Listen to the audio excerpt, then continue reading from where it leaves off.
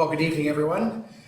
Technology is lovely when it works. We had a little bit of a glitch getting things started, but thank you to the team here for making sure we got things set up, and also for Nicole on the phone helping out as well. So welcome to the Wednesday, September 22nd Facebook Live we call Storm Forecast. My name is Brad Bergstrom. I'm lucky enough to be the superintendent here at Sauk Rapids-Rice Public Schools. I want to thank everybody who is taking time out of their Wednesday evening to join us for this Facebook Live session. For those of you who are joining for the first time, welcome. Happy to have you here. For those of you who have been here before, thanks for coming back. Let me talk to you a little bit about the format in terms of how things work. The purpose tonight is really for me to be able to answer questions that you might have about things that are going on in the district. Please use the comment section to put in your questions. We have some people here tonight that are monitoring those. They will write those questions down and then put them on a sticky for me, and I'll grab them and try my level best to answer them. If I cannot, I will hang on to that question. When I come back for the next Facebook Live session, I will revisit that question and try to answer it for you. And if we run out of time or are not able to answer all the questions, we'll grab those as well and try to put those into a Q&A section for people to see. So again, thanks for joining us here tonight. Before I get started with a couple of things that I want to share with you tonight, I want to remind everybody that this is a school district Facebook Live event, and we'll ask that you treat each other with kindness. I have been getting some feedback that there are comments that are being made that some people are finding not very helpful, and it is maybe preventing people from coming and joining. So please use the comment section to ask questions. That's what I'm here for. There are other places that you can go to if you want to express your opinion on viewpoints, and please feel free to do so. But we really want to keep this to really answering questions that people might have, and we want to make it be a safe and a friendly environment for everybody so that they will continue to come here, get the information they need, and also to be able to answer the questions that they might have. So your help with that is greatly appreciated. So just one thing that I want to begin with is that in the next 2 weeks from today, on October 6th, we are going to be having the first of 3 early releases for the school day so that our staff in the district can use that afternoon time for professional development. And so just a couple of things that I want to make everybody be aware of. Number one is please be looking for information to come from your child's building regards to what time the day is going to end. It will be early in the afternoon. I don't know the exact times, but they will vary by building because of busing, etc. The second thing that I want to make you be aware of, and particularly for our children who are at the elementary age level, K through 5, there will be opportunities for childcare. It will be for a fee, but critically important to this is you have to sign up. If you don't sign up, we need to go home. Our children will need to go home on the bus or to a place that families want them to go to during a release and get that information to us. Ultimately, what we want to do is just start this gentle reminder process of letting our families know that on Wednesday, October 6th, we're going to be having an early release from school. School will start at its normal time in the morning. We'll be ending early in the afternoon for staff to be able to do professional development. There will be childcare available for our K through 5 age students, but it's really important that you can't just leave your child there. You have to sign up, and unlike last year with the executive orders, there will be a fee for any childcare that will be taking place. If you have any questions, please feel free to reach out to your child's building and get that taken care of. At the secondary level, 6 through 12, there's no childcare there. We'll be asking that all students will be going home. There will be no middle school practices happening that day, and as far as at the high school level, practices will be happening, but they'll be happening after after our professional development time is over, which would be in our normal times if school would be happening all all day. So just a gentle reminder, the first of probably many you're going to be getting, that we will be having an early release again on October 6th. And so with that, I'll go ahead and get started with questions. Again, if you have questions that you'd like to ask me, please feel free to put it into the comment section. Again, we'll ask that you keep your opinions and thoughts to yourself. We want to keep this to be an opportunity for people to get their questions answered, and keeping it an environment that's safe and friendly for everybody. And if you can help out with that, we'd greatly appreciate that. So I'll grab the first of a couple of questions I see here.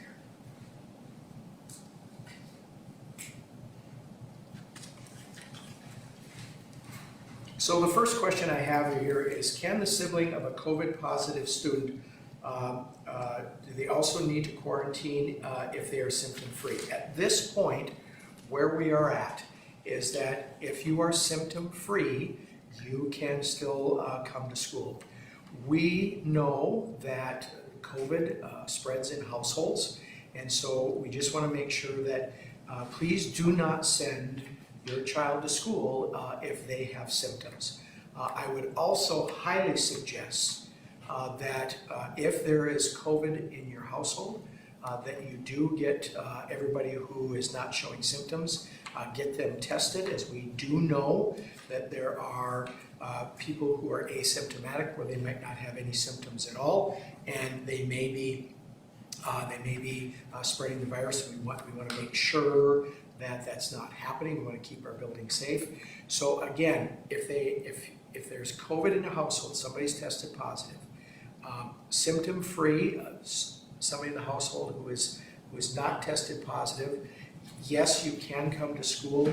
We want to be very careful with that, and really recommend that there be a test to take place in case the person is asymptomatic. If they do test positive, we would like to, they have to stay home for 10 days and be symptom-free.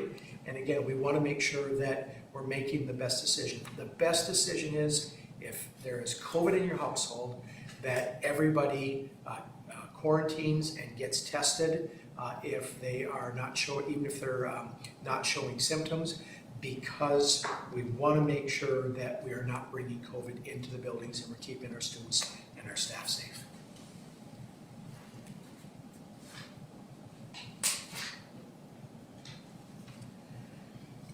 So the next question is, can you tell us about the COVID dashboard, what info will be included on it, and can you share any specifics tonight? And yes, I'm more than happy to do that.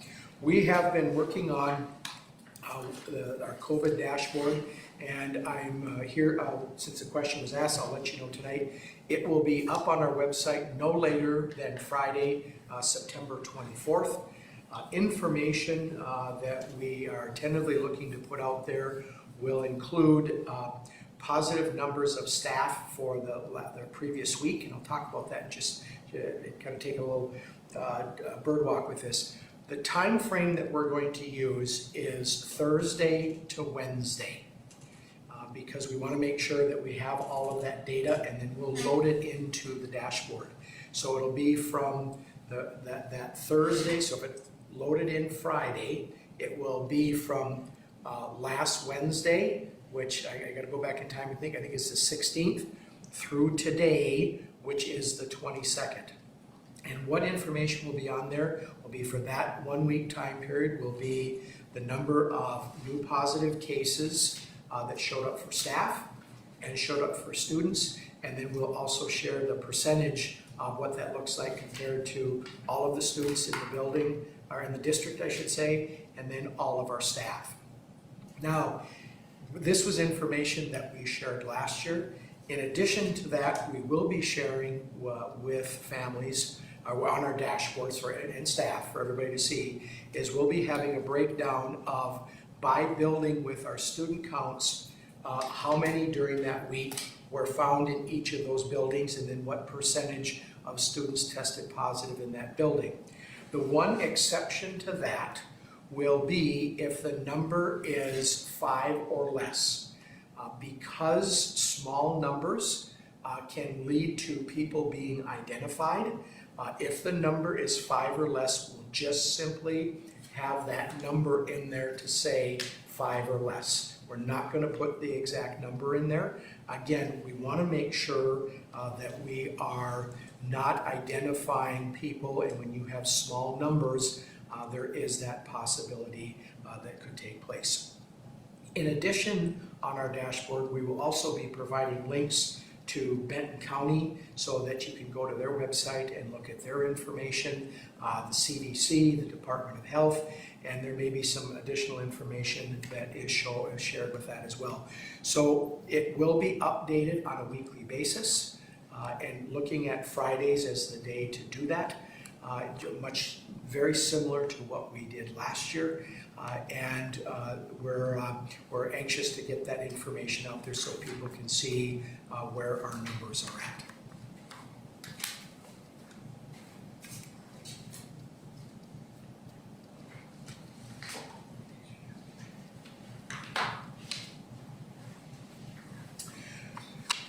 So earlier on I talked a little bit about the secondary level with our early release day. I was told that at the middle school there is a program for them with early release. It will be Storm After School, but just like the child care piece at the elementary age, you must register in advance for that. And I really can't emphasize that enough, is that while these opportunities are there, you must register, there's a cost, and you have to do it ahead of time. We need that time for our staff to be able to do the work, the professional development work that we want them to do. And so we're thankful that the board has given us that opportunity to do that. And so we're asking that our families, especially since we didn't do much of this last year, just a gentle reminder, this is the first one, to make sure to get some of those things arranged ahead of time. Again, there are some services, they must register, and there is a fee. And again, there will be at the middle school, I apologize for my earlier comment, and so Storm After School will be taking place.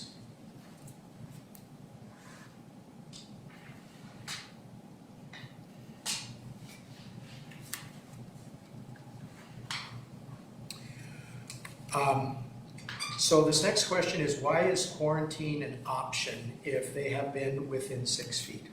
So one of the things that we are looking at is within inside of 6 feet is we heard very clearly last year that there was a lot of concern about students who had to quarantine and they were healthy.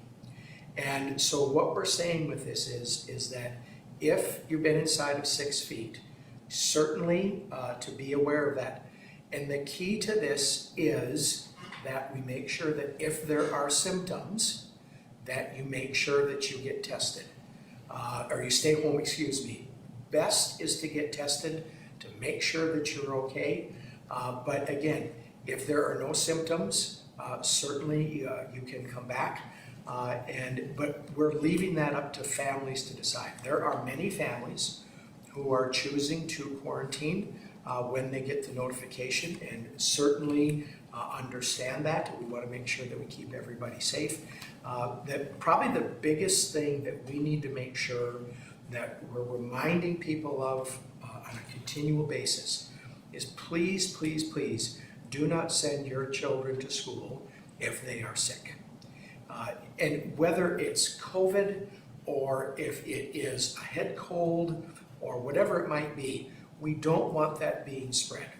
And so at the end of the day, if your child is sick, what we're asking is please don't send them. And if there are symptoms that are related to COVID, please keep them at home. Go get a test. If the test comes back negative, let them come on back and we're good to go. And so it's that making sure that if you have symptoms or if you are feeling ill, not to come to school. And we are appreciative of the families who are choosing, if they are within 6 feet and choosing to go get tested. We greatly appreciate that.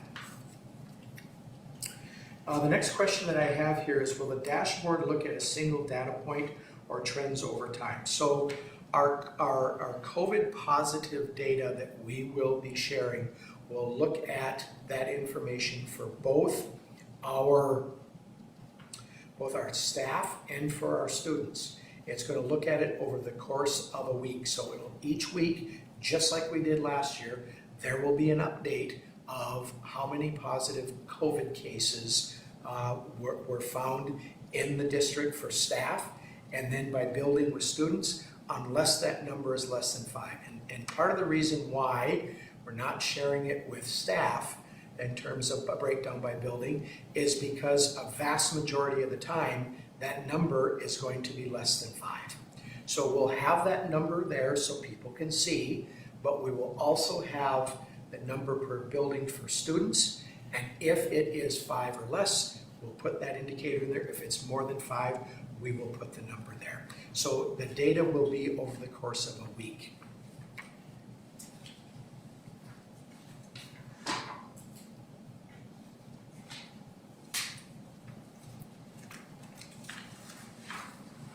So this next question is how can families make informed decisions without data? Again, one of the things that we will be doing is we'll be sharing on our dashboard to give people updated information. Now, one of the things that we have been trying to do with our notification process, especially if somebody's been inside of 6 feet or less for more than 15 minutes, is that's what we're trying to do. We're trying to give families information so that they can make the decision. At the end of the day, many of our families are making decisions that are the best fit for them. They're choosing to quarantine, or they may be going to get tested, and we appreciate that decision-making process. But we also understand that sometimes people feel just fine, and they're making good decisions and saying, okay, I don't have any symptoms, and we understand the value of having kids be in school and getting that education as well. So I'm sorry if people feel that they are not getting the information that they need. That's been part of our notification process, in particular with that Tier 1 notification, is to let people know that, hey, your child was, or you as a staff member were exposed to somebody in close contact for 6 feet or less for 15 minutes or more, and that's what we were really trying to do.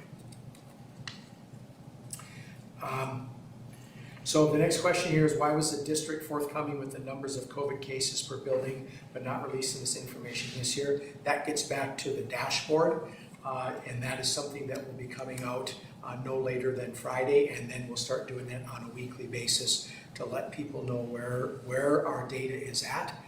Just like we did last year. If you remember, when we originally started, it was about this time of the year, and we were giving some information. Got a lot of feedback from people that we weren't being forthcoming enough, and I shared with people that at that moment in time, we were told there's certain things we can't share, and then as the rules of, I like to say, monopoly change, we started sharing more information.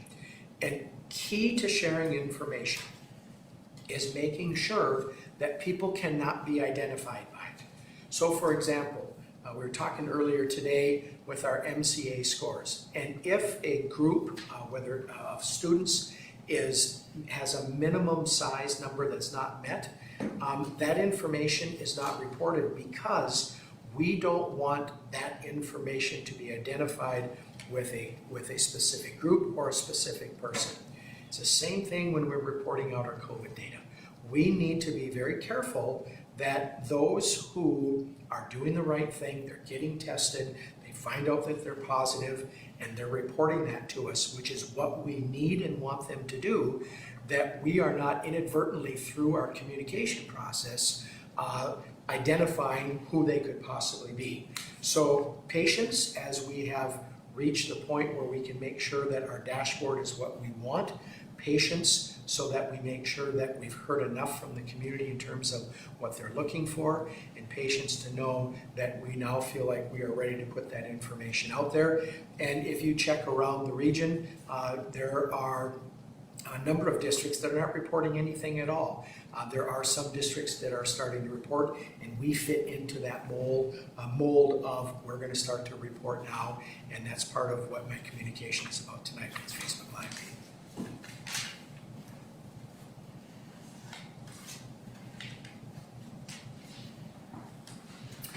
So the next question is, are you combining classes due to staff shortages? And if so, are you contact tracing those classes? So we try exceptionally hard not to combine classes.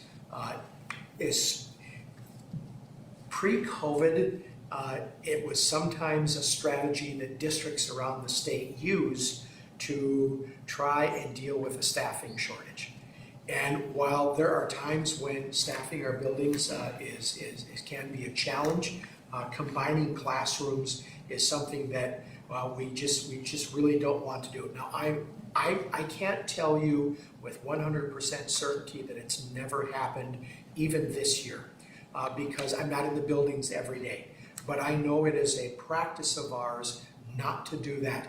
And whenever there's a positive COVID case, we do our very best to try and contact trace. It's time consuming. It is not an exact science. It is an art, and we're relying on people's memories. We're relying on people understanding who they may have come into contact with, etc. So it is not an exact piece, and we don't walk around with a 6-foot ruler, and if you're 6'1", you're okay. If you're 5'11", you're not okay. So we do our level best to identify people that may have been in close contact. And so ultimately, whether it's a combined class, which I don't think that we do, or not, we contact trace to the best of our ability in all situations.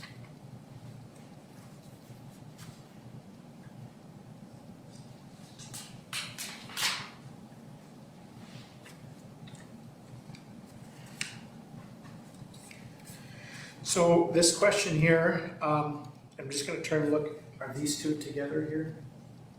Okay, so, excuse me, with the dashboard being developed, has there also been the creation of decision-making tiers for adjusting current guidelines?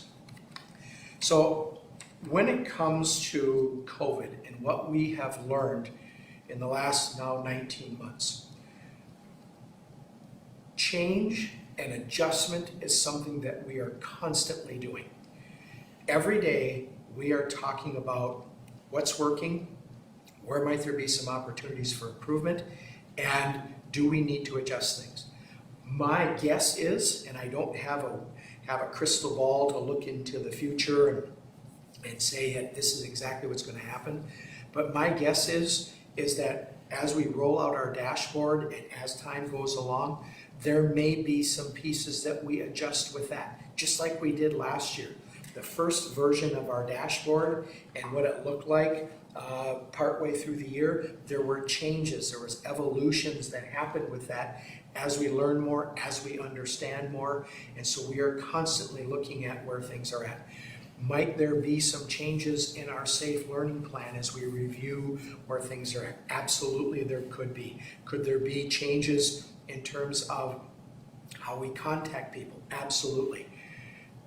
As we learn more about how this virus works, and as we learn more about what are good practices, what are things that we need to look to do differently, we will certainly make those adjustments to what we do and what we say and how we act, and that is something that we are constantly looking at.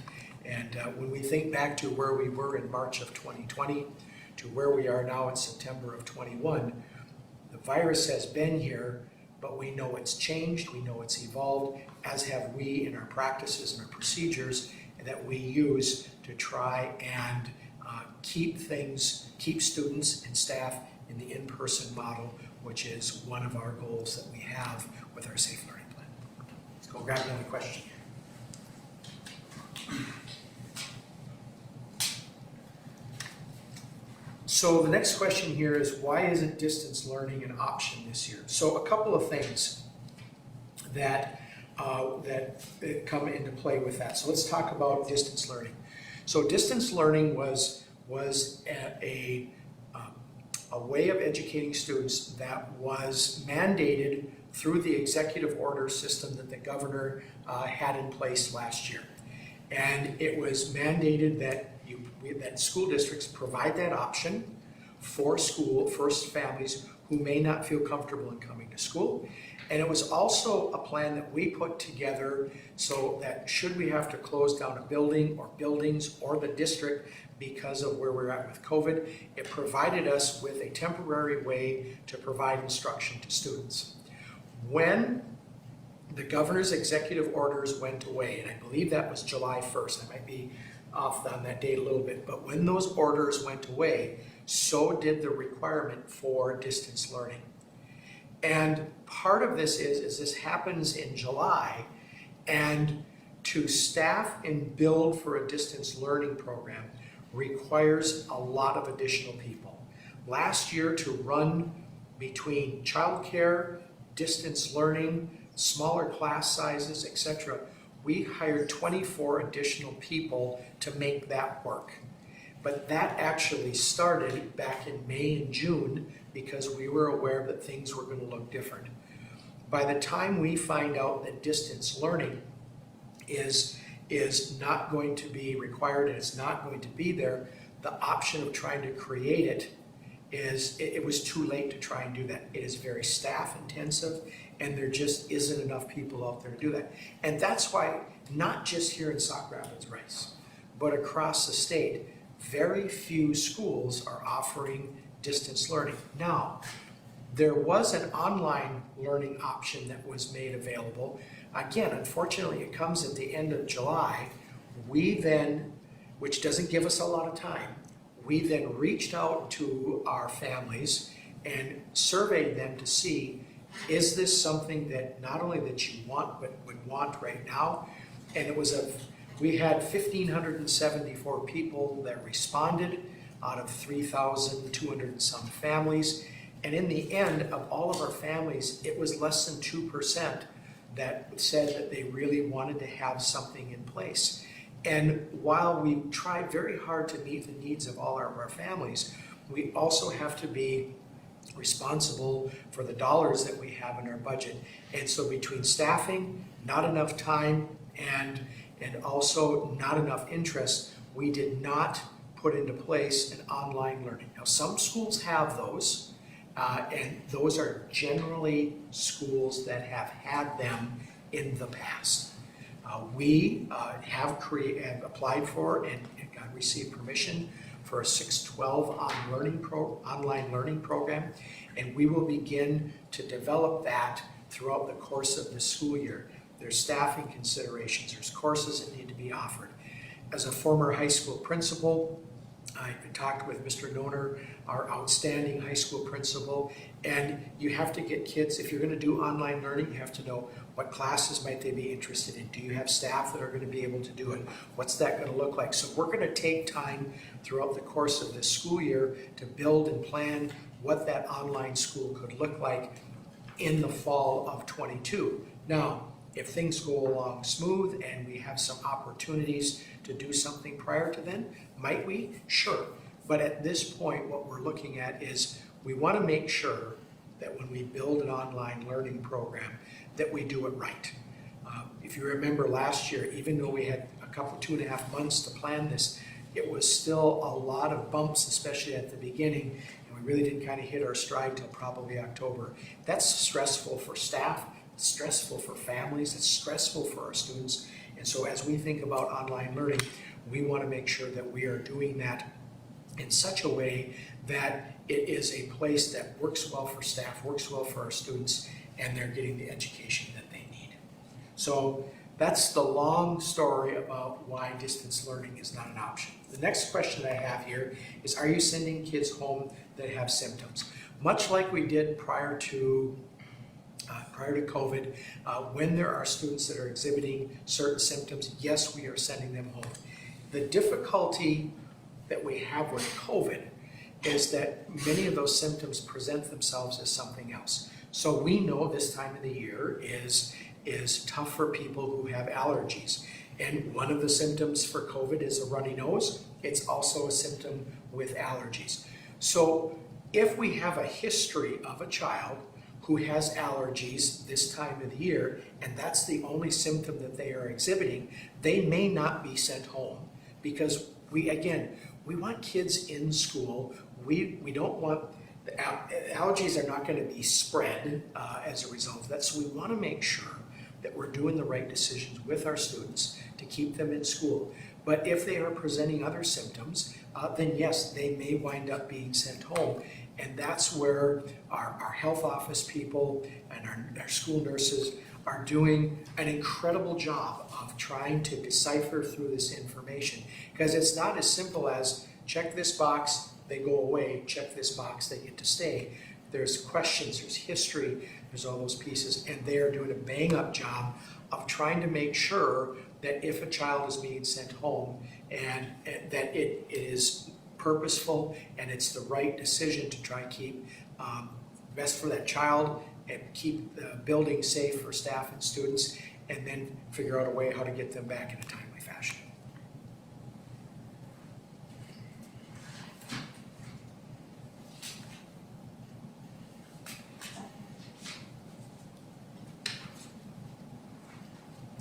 So this next question here is, it says, I see some schools have had a widespread exposure of cases. Do you have a plan in place for each building? And the answer to that question is yes. We have been very clear in our communication from the get-go is that if we have an issue with a building, if we have an issue with a grade level, and possibly even moving it down to a classroom level, we will look to do something to address that issue. And that issue will be solved, and we have a plan in place for doing that. And as a part of some communication that's going to be coming up, you'll hear a little bit more about that. But the facts are that yes, we have a plan in place and have been discussing that and making sure we got our I's dotted and our T's crossed with that, and there will be more information coming with that. The next question is will the next school board meeting be live streamed? And we are having, the short answer is no.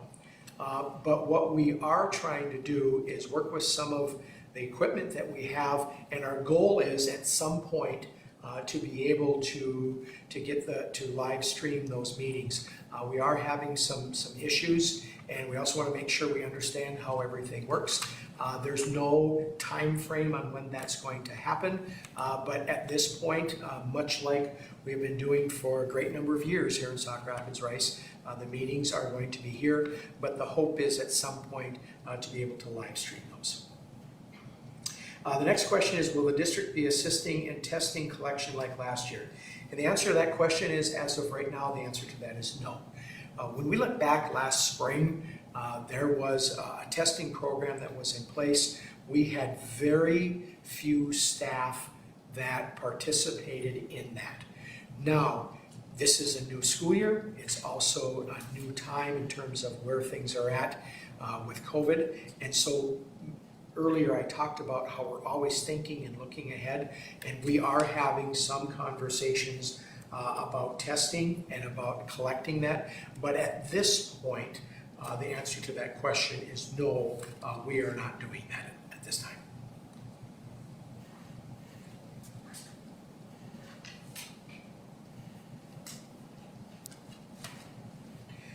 This next question is, will masks be mandatory or optional? Right now in our safe learning plan, face coverings are recommended. We welcome students and staff who choose to want to wear a face covering. We welcome and honor staff and students who are choosing not to. At the end of the day, it is recommended, but it is not required. Might that change? Absolutely it could. It could change on a building level, it could change at a grade level, but again, we'll continue to watch and see where things are at. I'm in a lot of communication with superintendents from around the state that have the same safe learning plan that we do. They have some differences in their safe learning plan, and so we're having conversations to see what's working and what's not working. And again, our goal, two primary goals: keep our staff and students safe and keep students in in-person learning. And this is not something that we can do alone. We need the help of the community with this. And I've said this for the last 14 months. We go as the community goes. When transmission rates are high, the impact that it has is we're going to have more students and staff that come into our building that are going to be impacted by that, by what's going on out in the community. When transmission rates go down in our community, there's a parallel that goes with that as it goes down in our school as well. So at the end of the day, we go as the community goes. And back to the question is, right now they are recommended, and could that change? Absolutely, but it is, at this point, they are recommended. So this next question is, what would make Sauk Rapids Rice move towards a mask mandate? Just wondering. So that's a great question, and I'm not sure if this is where things were going with this, but I'm going to take this opportunity to share a couple of things that may not necessarily be mask mandate, but really talking about how complicated and difficult it is when you're looking at information in terms of trying to make decisions with a safe learning plan. So I can go to the Benton County website and I can look, and I do every day, and I can look and I can see how many active cases there are. I can see how many cases over since March of 2020. I can see how many are in different zip codes across the county. I can even now go up and look and see by age level. It's 0 to 11, 12 to 17, 18 to 49, and then I lose track of it after there. But those, and special shout out to Julie Willman and Benton County Public Health for updating that on a regular basis and also providing us with information anytime I call with a question. So you can look at those raw numbers, and I'll take, for example, let's take a look at the number of cases that are happening in Sauk Rapids Rice, or excuse me, in Sauk Rapids, because Rice also has its own zip code, so therefore it can be there. So you know what, actually I'll take Rice as the example. So I can look and I can see and watch how are the cases going.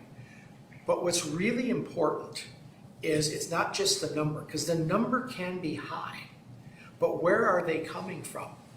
Okay, what part of the Rice zip code are they coming from? When I look at Benton County overall, where are the cases happening at? Are they happening in Sauk Rapids? Are they happening in Rice? Are they happening in Foley? Then I can go look at the ages. I can look and see, watch the 0 to 11 category, and I can watch and see, are those numbers increasing, which they have been. But then you got to ask the question, all right, where are they happening at? So for example, if it happened at a daycare and there was 3 or 4 cases that happened there, I'm not saying that there has been, and I think our daycares are doing an amazing job under some very trying circumstances, much like we are. But if that number increases by 3 or 4 or 5, and it's happened at a daycare, that's not having an impact on us right here. Do we still need to watch and pay attention and know what's going on with it? Absolutely we do. But at the end of the day, it's not people, and as a superintendent, I would love to have this exact number that says, you get to here, you have to do this. But we learned last year that those numbers have to be broken down and looked at much more carefully to see what's going on in your buildings, to see where issues are taking place at. And from there, then you start to make determinations if adjustments are needed to be made in your safe learning plan. It's just not looking at, oh, there's high transmission in the county. In fact, I think if you looked across the United States right now, with maybe an exception of a couple places in Nebraska, it's like all red, which means high transmission. But we also have to take a look and see, where is this happening at? Who is being impacted by it? Is it our older population? Is it our younger population? And so when people ask me, what would it make Sauk Rapids Rice move towards a mask mandate, it would need to be that we are seeing information that it's causing us to say our current plan needs to be reviewed. And is it a mask mandate? Is it quarantining? Is it redoing something with the safe distance, social distancing? There's a number of different tools that are there, and it's one thing is generally not going to, if there's an issue, one thing may or may not fix that. Here's what we need to do. What we need to do is understand that as a community, if we want to keep our kids in school, which you talk to anybody in the healthcare profession, in the wellness profession, they will tell you it undoubtedly having kids in school is the best place for them to be for their own social and emotional health. But this is not just a school issue, this is a community issue for us. And we will do our very best to keep people safe. We'll do our very best to make sure that we are keeping kids in school. But we need your help. We need your help so that we can slow the spread of this virus, so that we can get to the least restrictive environment possible and not have to spend so much time worrying about this. I'm tired. I'm maybe a little bit emotional with this piece, but I want people to understand that we have to do this as a community. I want safety for our kids. I want safety for our staff. And we all need to help out with this, please. Because for all the responsibility to rest on the shoulders of our staff, our principals, the school board, the people that work here, that's not fair. We need your help. And I know that there are many people out there that are making really good decisions to try and help within our community get that transmission from that red color to a different color, and that will help us. So, it took a long way to get to answer the question, but I hope you understand that it is not about this, what's the exact number, because there really isn't an exact number. It is really looking at and diving deeper and to find out where things are at and what's going on. And that's the difficulty of trying, as a school superintendent, trying to manage COVID to keep everybody safe and keep students and staff in school. That's the challenge, and it's not easy all of the time. So anyways, with that, I'll go on to the next question.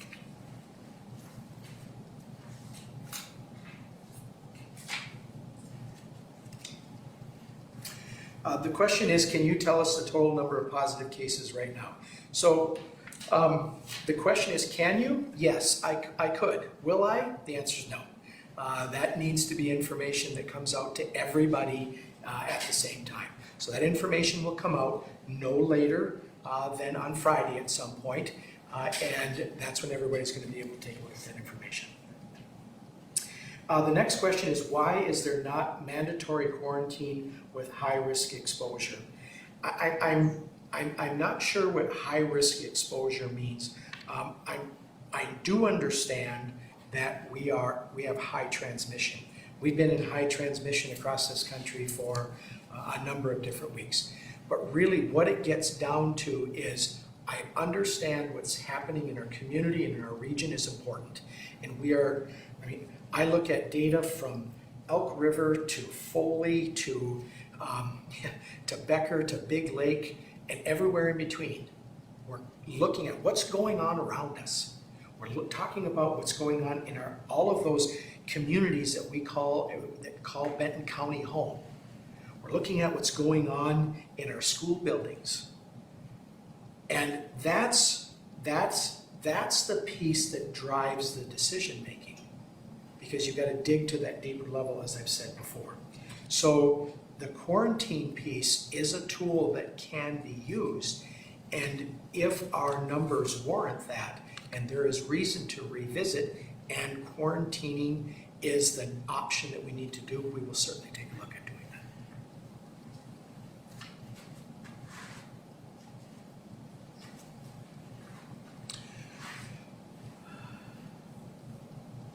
So one other thing that I want to make sure that I did talk about last time we met, as I'm waiting for some more questions to come. I see there's some being written out for me.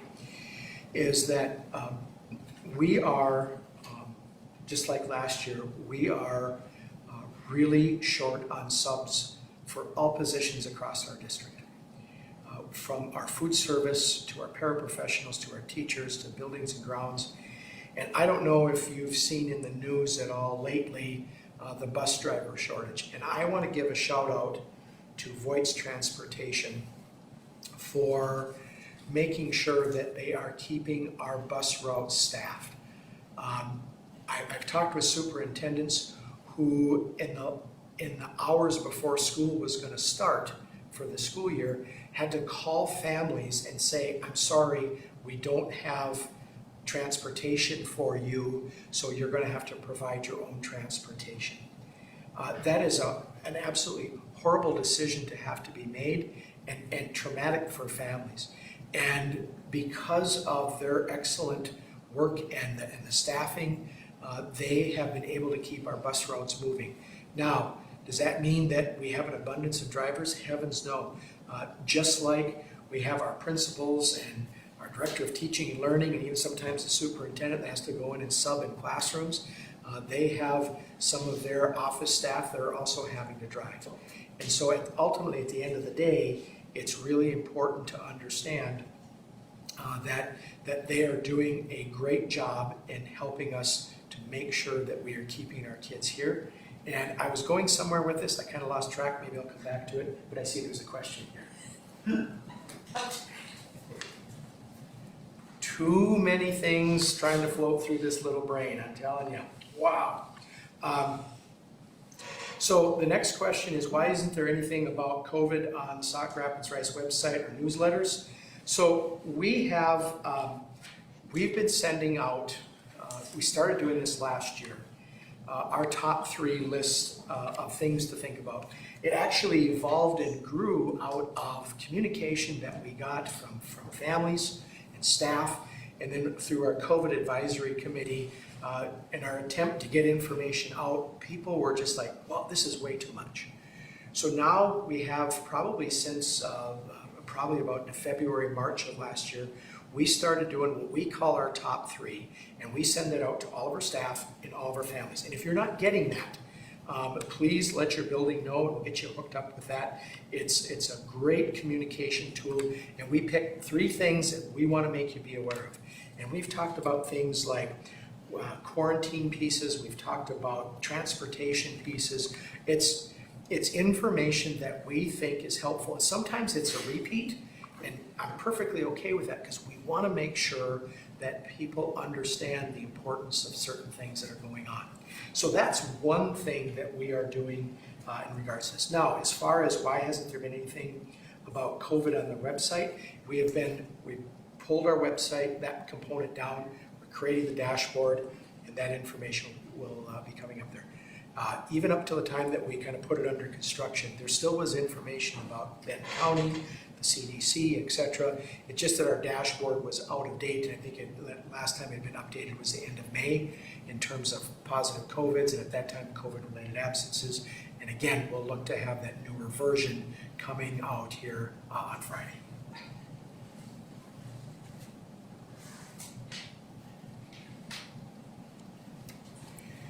So the next question here is, are you reporting positive cases to the state? And the answer to that question is yes. It is. Right now we have a couple of different requirements. One of those is face coverings on transportation, which includes our school buses. 2 is we do have to report positive cases to the state. And the third piece that's changed effective on Monday is that due to an OSHA regulation, anybody who works in a health office space, or if you enter into that health office space, it is mandated that you have to wear a face covering. So the answer to the question is yes, we are reporting those positive cases. And the next question is, are we doing frequent hand washing or hand sanitizing? Are we teaching kids to wash their hands? You know, that's a great question. The answer to that is yes. One of the things that oftentimes I think about, even back to days when I taught, is that we have these expectations for our students as they come walking in. In this case, let's talk about hand washing and hand sanitizing, but we don't teach that to them. And we just expect that they're going to know it. And then when they don't always meet that expectation, we wonder why. So our principals and our staff have done a very good job of really reinforcing those key pieces. We social distance to the extent possible. We're washing our hands, soap and water. Little tangent here. Everybody thinks it needs to be warm water. Nope, it doesn't have to be warm water. Warmth is really for the comfort of the person who's getting their hands washed. It's soap and water in the correct amount of time, the social distancing piece and the hand sanitizing if there isn't soap and water available.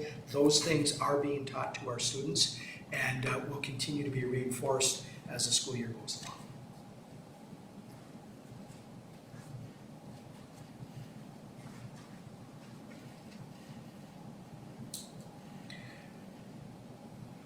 Okay, I remembered what I was talking about earlier, so I'm going to come back to that. So where I was going is that we are short of substitutes. And if you have time, and if you're willing to help out, we would absolutely love to have you come join the Storm family and help us out. If you have a 4-year degree, you can get a short call sublicense, and we need teachers. For the rest of those positions, there's some things that you have to be able to do to meet the minimum requirements of the job, but please reach out to our HR department here at the district and let us know.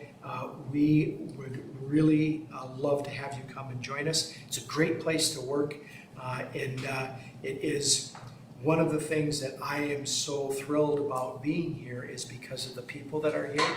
And so at the end of the day, if you have the time and you have the willingness to come and help us, we certainly would love to have you come and join our family. And please reach out to our HR department, and we will work to get an application in your hands and see if you can come join the Storm family. So that's where I was going when I started talking about the bus drivers, and the shout out to Voights and the great job that they're doing. So I'm looking right now, we're about a minute and a half from the witching hour of 8 o'clock, and I'm not seeing any more questions. So I want to thank you again for joining me tonight. Hopefully you found some of this information helpful, and we'll look to see you again in 2 weeks for the next Facebook Live Storm Forecast. Until then, have a great evening, take care, and go Storm. Good night.